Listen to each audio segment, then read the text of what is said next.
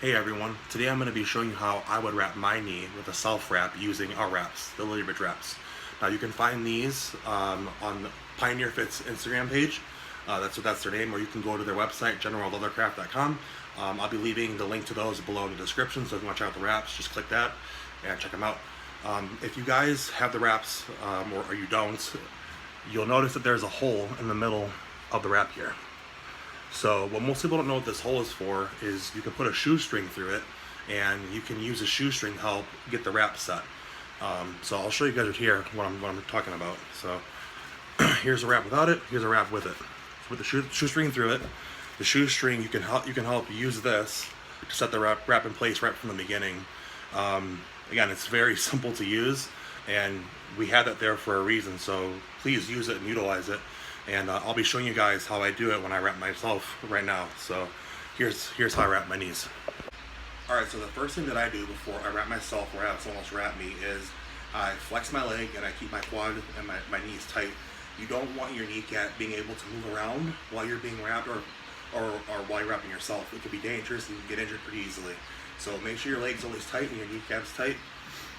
I like to start the wrap up top and work my way down. I find that it's easier to do that while wrapping myself, and it just feels better to have it start up top for me. But you can also start from the bottom and work your way up. It's whatever your personal preference is. So another thing you could do is you can chalk your knees. Chalking your knees, especially where you want it to be outlined, it'll help the wrap grip against your skin and help prevent the wrap from opening up. So I like to start up top and work my way outwards. It'll help force your knee out. So wrap up top. And the way that you use the shoestring is you want to pull on it from the beginning, and this helps get the wrap set right from the start. So it makes it a little bit easier for you to lock in that first revolution. So pull on the first one right here, tight as you can, and then pull it right over. From this point, you'll leave it here and you pull it off later, and then you can work your way down. So I usually go 3 revolutions down. So this is the first one. The second one goes right underneath it, and the third one just underneath that. So that's 1, 2, 3. And then from here, I like to do a cross over the knee. This helps keep the kneecap really secure. So cross.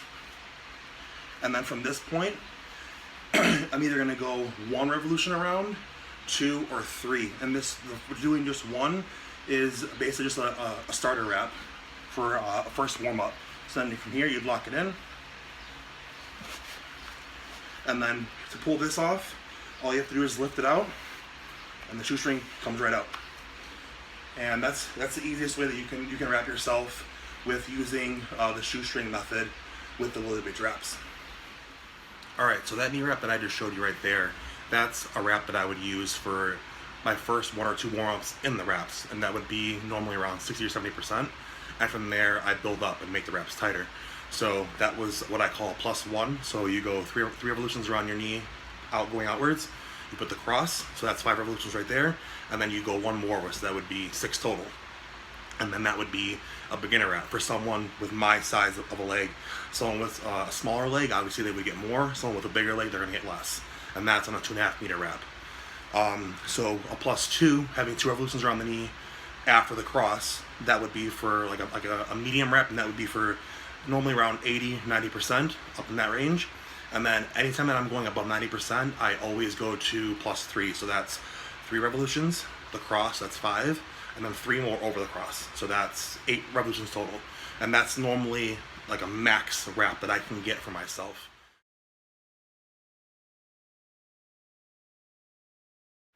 Alright, so I had some comments and messages come through asking about squat training. What am I up to? Why haven't I posted anything?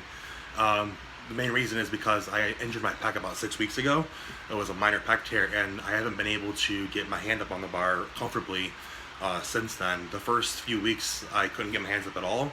And then after that, I was able to get just maybe 1 or 2 fingers on the bar.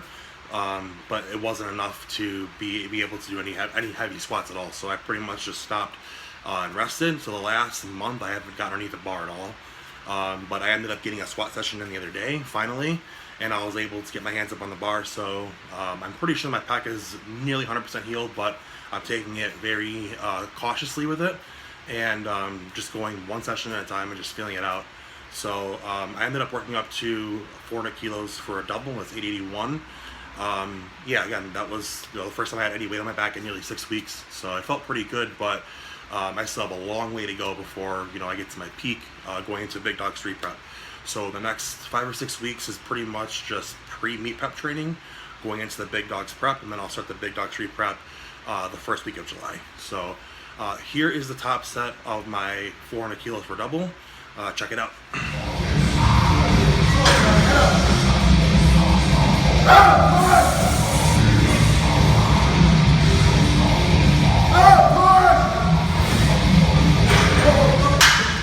So that was my top set from the other day. Felt really easy, moved really good. Again, I have a long way to go before I get to the peak, but from this point forward, the weight only gets heavier. So starting from here and to the end of the prep, the next session will be above 400 kilos. I'm not really sure on the weight just yet. It'll depend on how I feel in the next session. Again, I'm kind of playing it out the next 5-6 weeks just to see how things go and how my pec's feeling, and then from there I can really start planning out my numbers. And yeah, that's pretty much it, guys. If you have any questions about the knee wraps itself, or how I wrap, again, just leave the questions below. And I'm still going to be getting that Q&A out very soon as well. So if you have any questions for that, go ahead and leave those below as well. And again, that'll be coming out very soon. I've already been pulling out questions that I want to answer, and I'll be getting around to those hopefully this weekend, and I'll get that out probably then the next week. And also, new training content is coming out very soon as well. So stay tuned, subscribe if you want to check out my new videos, and thank you guys for watching.